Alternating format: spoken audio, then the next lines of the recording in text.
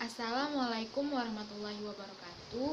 Nama saya Dian Permatasari dari kelas IKM 8 semester 2 dan dari kelompok 3 Gizi. Nah, di sini saya akan melakukan praktikum uji vitamin C secara sederhana.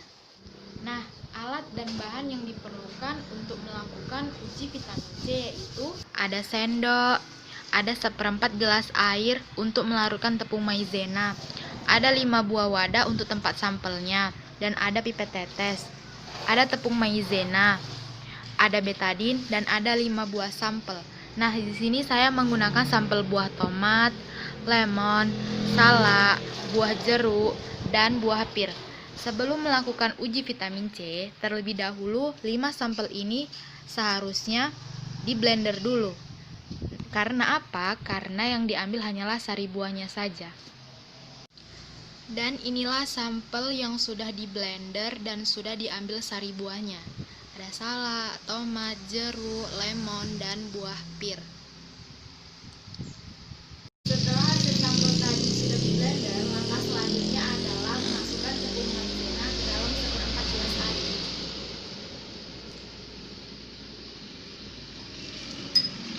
Lalu aduk sampai larut.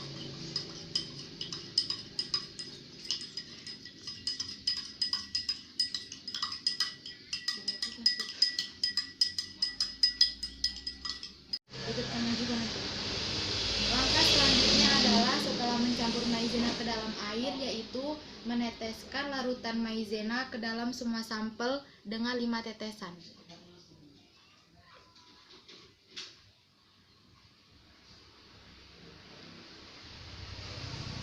Tiga, 4, 5.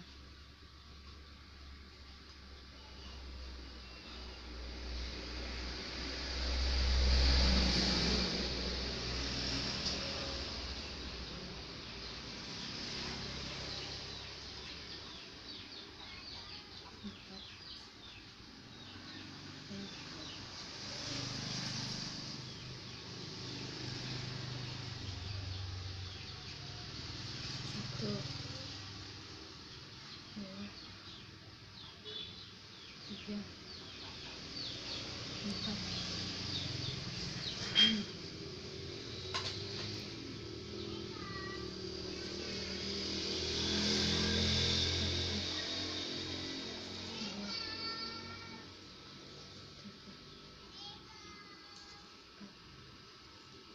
5.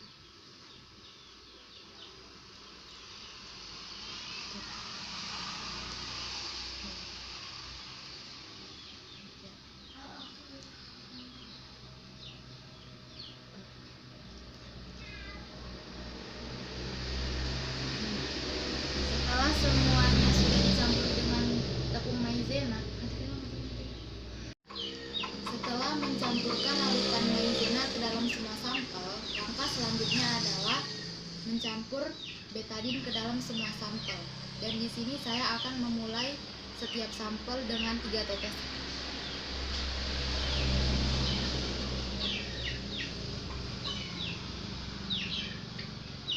Tomat dengan 3 tetesan juga.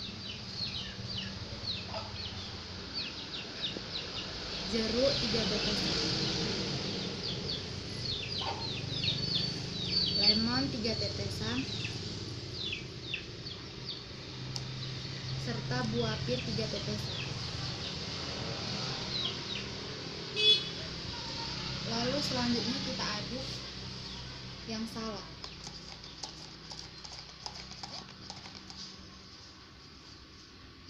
Tomat,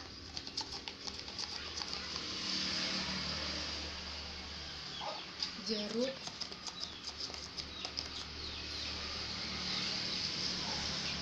lemon, serta buah pir. Lakukan selanjutnya sampai semua sampel berwarna biru kehitaman. Karena jika sampel berubah warna biru kehitaman, maka dia mengandung vitamin C. Teteskan beberapa betadin ke dalam semua sampel. Ternyata tomat yang sudah 45 kali diteteskan betadin warnanya tetap coklat kehitaman. Itu artinya tomat tidak mengandung vitamin C.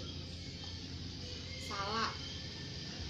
Sudah 45 tetes ditetesin oleh betadine dan warnanya sedikit biru kehitaman. Itu artinya salak mengandung sedikit vitamin C. Sedangkan lemon sudah 30 kali tetes, ternyata warnanya masih sama seperti warna pada mulanya. Itu artinya lemon tidak mengandung vitamin C. Selanjutnya adalah buah pir. Buah pir sudah ditetesi betadine sebanyak 15 tetes, ternyata warnanya berubah biru kehitaman. Itu artinya buah pir mengandung vitamin C. Selanjutnya adalah jeruk. Jeruk sudah 30 tetes ditetesi oleh betadine dan warnanya biru kehitaman. Itu artinya jeruk mengandung vitamin C. Dan itulah hasil dari uji praktikum uji vitamin C. Terima kasih.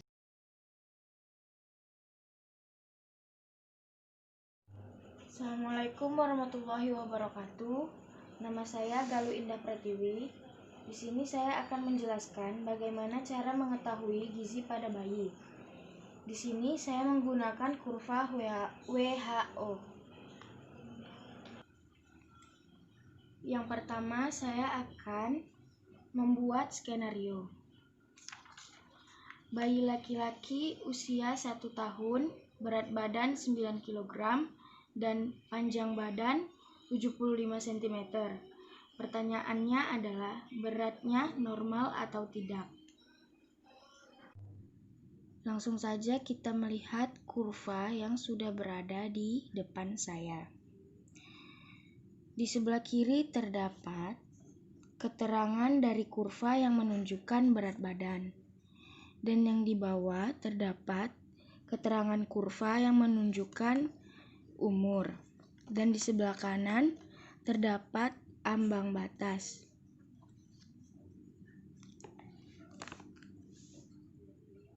Dari skenario tersebut kita sudah mengetahui data pada bayi, yaitu usia 1 tahun, berat badan 9 kg. Di mana kita akan menarik garis dari angka 9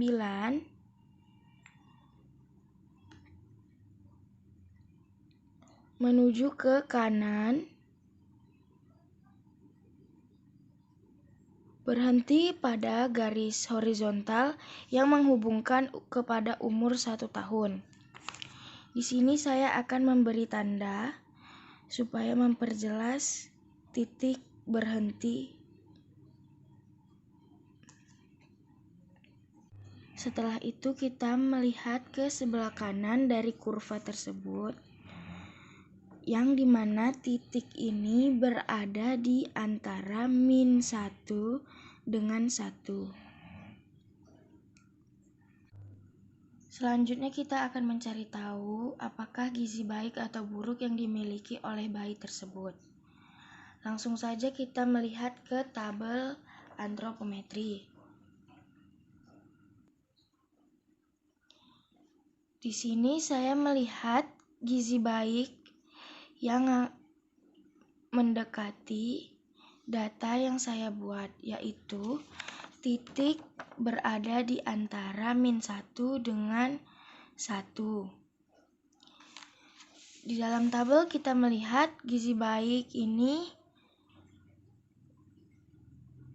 ambang batasnya -2 sampai dengan 2. Berarti bayi tersebut memiliki gizi baik.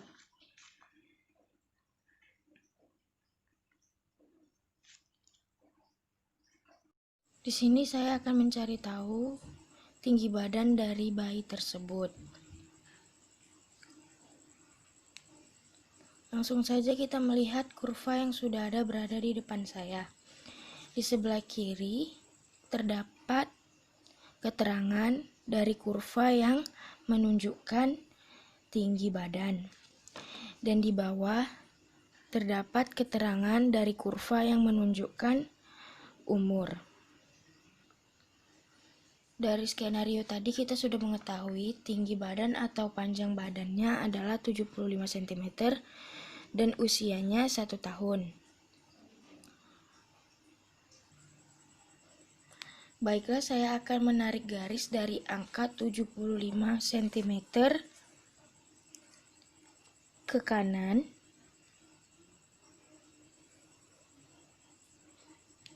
dan berhenti di garis horizontal yang menghubungkan umur 1 tahun. Di sini saya akan memberi tanda supaya mengetahui letak berhenti.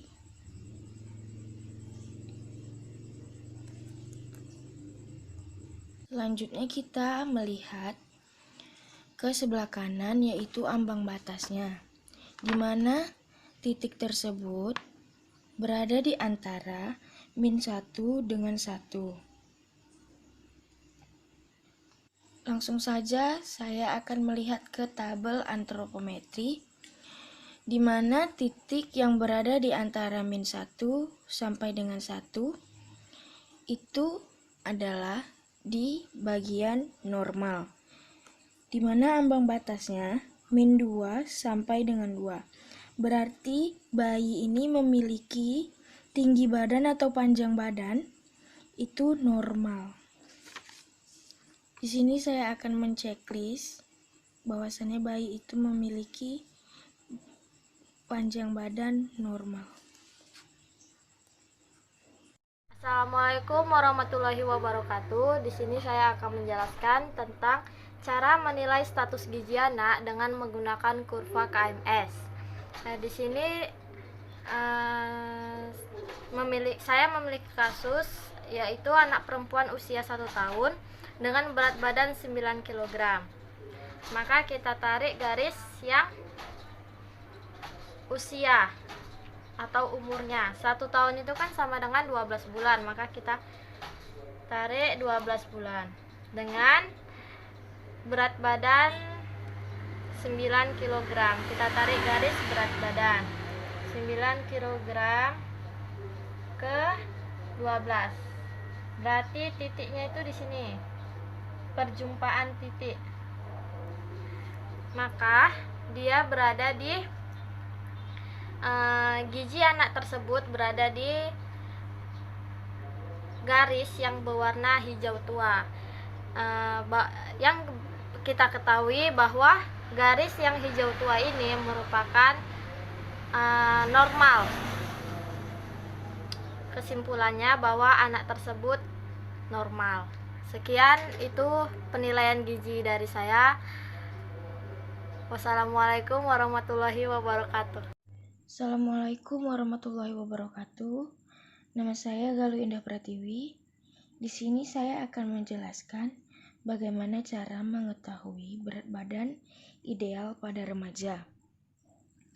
Di sini saya menggunakan kurva CDC.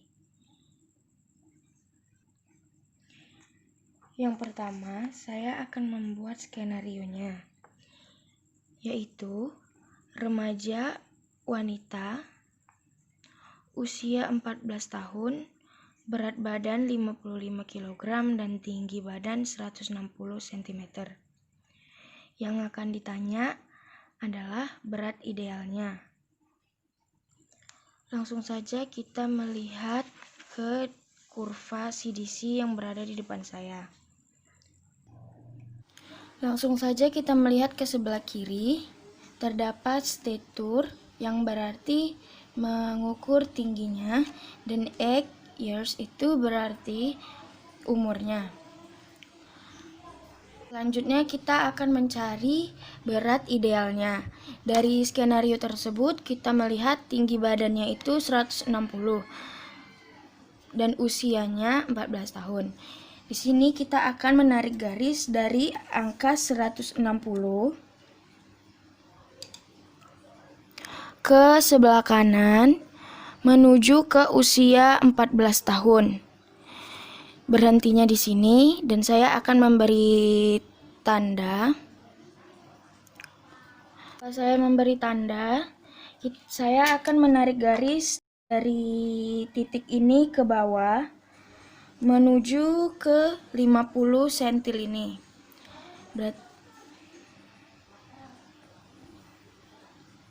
dan berhentinya di sini. Saya akan memberi tanda lagi. Setelah saya memberi tanda, saya akan menarik garis ke samping ke sebelah kanan untuk mengetahui apakah titik ini pas di angka 50 atau di bawah angka 50.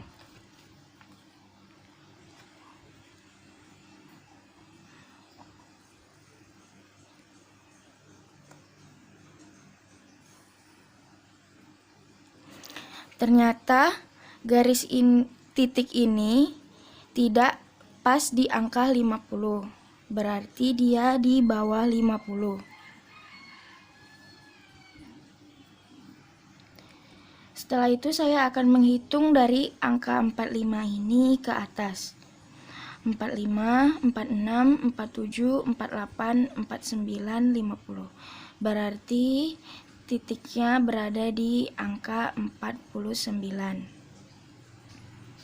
Langsung saja saya akan membuat atau menghitung dari data yang sudah saya cari tadi.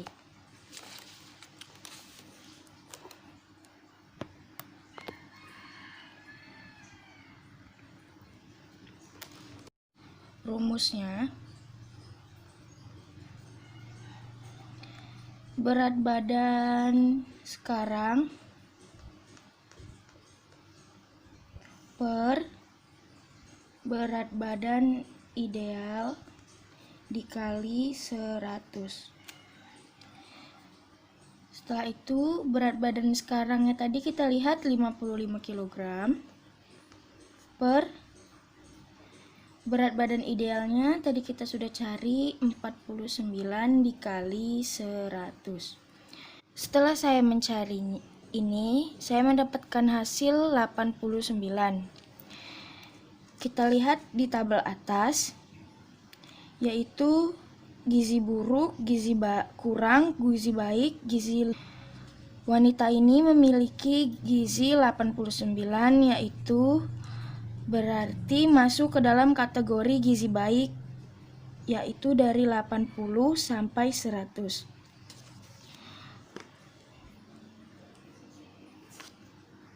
Baiklah, di sini ada data dari seorang perempuan yang sudah saya catat. Di sini yang perlu kita ketahui yaitu rumusnya.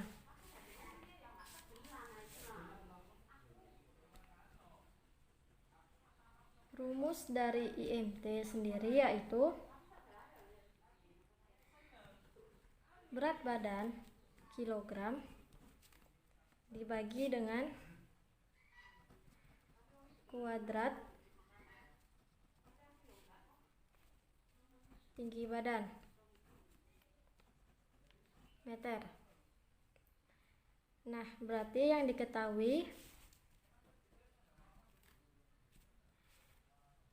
berat badan di sini 55 kg dan tinggi badannya 157 cm. Tinggi badan ini kita rubah ke meter berarti 1,57 meter kuadrat. Nah, setelah itu baru kita masukkan ke rumusnya. Berarti berat badan 55 kg dibagi dengan 1,57 meter kuadrat. 1,57 ini kita kuadratkan dulu. 55 kg dibagi dengan 2,49 meter. Nah, ini kita bagi, berarti hasilnya 55 kg dibagi 2,4649 meter. Hasilnya berarti 22,3 kg per meter kuadrat.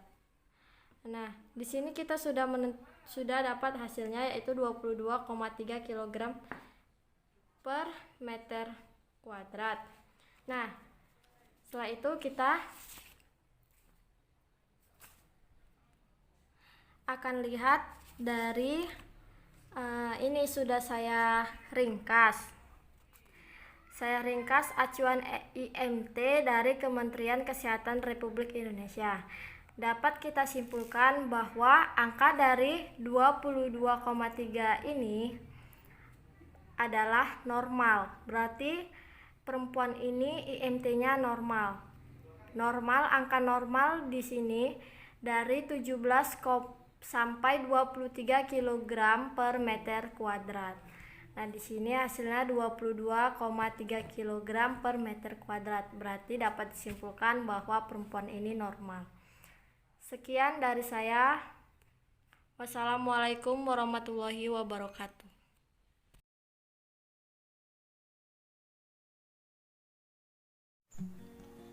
Assalamualaikum warahmatullahi wabarakatuh. Salam sejahtera bagi kita semuanya. Saya Lia Lestari, mahasiswi Universitas Islam Negeri Sumatera Utara, Fakultas Kesehatan Masyarakat semester 2. Nah, kali ini saya ingin berbagi informasi kepada kita semua mengenai gizi dalam perspektif Islam. Nah, bagi kalian yang penasaran dengan video saya, bisa disimak ya teman-teman berikut ini. Kata gizi berasal dari bahasa Arab, yaitu giza yang artinya makanan. Makanan sehat menurut pandangan Islam tidak jauh berbeda dengan makanan sehat pada umumnya. Artinya makanan dengan kandungan gizi yang seimbang yang dibutuhkan oleh tubuh. Namun tidak hanya itu saja, makanan bergizi tidak berarti jika ia haram. Artinya makanan bergizi tidak hanya sehat tetapi juga harus halal. Sebagaimana Allah Subhanahu wa taala berfirman dalam surah Al-Baqarah ayat 168 dan 172. Hai sekalian manusia, makanlah makanan yang halal lagi baik yang terdapat di muka bumi, dan janganlah kamu mengikuti langkah setan, sesungguhnya setan adalah musuh nyata bagimu.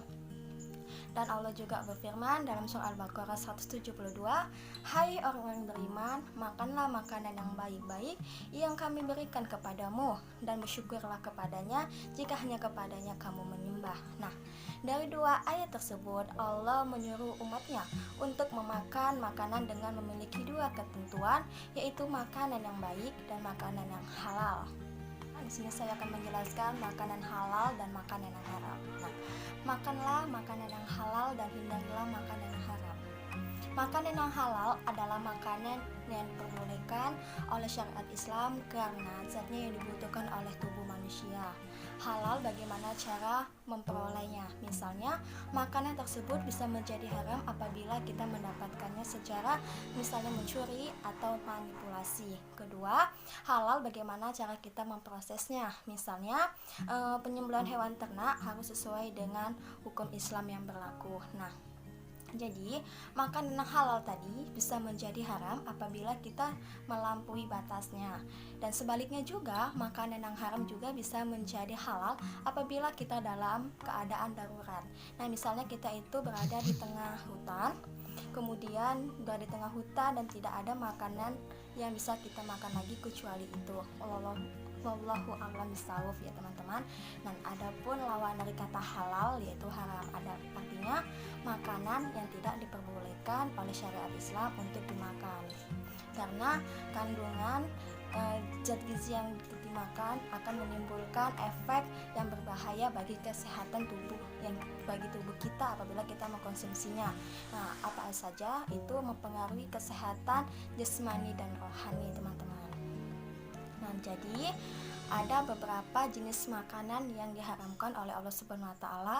Yang pertama itu satu bangkai, ya artinya binatang yang sudah mati. Kedua, darah yang mengalir. Di sisi lain, Rasulullah SAW bersabda, ada dua darah dan ada dua bangkai yang diperbolehkan untuk dimakan. Nah, dua bangkai itu adalah bangkai ikan dan bangkai belalang. Dan dua darah yang diperbolehkan yaitu hati dan limfa. Begitulah sabda Rasulullah. Dan yang ketiga yang diharamkan oleh umat Islam untuk dimakan yaitu daging babi dan daging anjing. Keempat, binatang yang disembelih tidak menyebut nama Allah, justru menyebut selain nama Allah Subhanahu wa taala. Kelima, binatang yang disembelih untuk berhala teman-teman. Keenam itu hamar, yaitu minuman yang dapat memabukkan. dan bisa menyebabkan kesehatan bagi yang mengkonsumsinya. Nah, penjelasan mengenai makanan yang haram sudah dijelaskan oleh Allah Subhanahu wa taala dalam surah Al-Maidah ayat 3. Sebagaimana Allah Subhanahu wa taala berfirman, "Diharamkan bagimu memakan bangkai, darah dan daging babi dan juga daging hewan yang disembelih tidak menyebut nama Allah Subhanahu wa taala, dan binatang yang mati karena tercekik, binatang yang mati karena tertanduk, binatang yang mati karena tertekan binatang buas, kecualinya engkau sempat menyembelihnya, dan diharamkan bagimu memakan binatang yang disembelih untuk berhala." Begitulah firman Allah SWT. Selanjutnya, makna yang kedua yang disebut makanan yang sehat ternyata halal saja tidak cukup. Selanjutnya, Islam juga menjelaskan makanan sehat juga harus thayyib. Thayyib artinya makanan yang baik, makan dengan gizi dan vitamin yang diperlukan oleh tubuh dan tidak menimbulkan efek yang berbahaya bagi kesehatan tubuh. Pengertian makanan sehat juga tergantung bagaimana kondisi dan cara pengolahannya. Artinya makanan dengan gizi yang dibutuhkan oleh manusia dewasa tentunya beda dengan kebutuhan pada yang masih balita. Agar kandungan gizi dan vitamin yang terdapat pada makanan tersebut tidak hilang, maka prosesnya harus tepat. Selain itu, menurut Islam, makanan yang sehat dan baik adalah yang polanya seimbang dan bagaimana cara mengolahnya. Nah, demikianlah pembahasan saya mengenai gizi dalam pandangan Islam. Semoga kita selalu senantiasa memakan makanan yang halal, baik serta thayyiban. Semoga bisa menambah wawasan kita semuanya dan dapat menambah informasi bagi kita semuanya. Wallahu bisawab. Saya akhiri billahi taufiq hidayah. Assalamualaikum warahmatullahi wabarakatuh.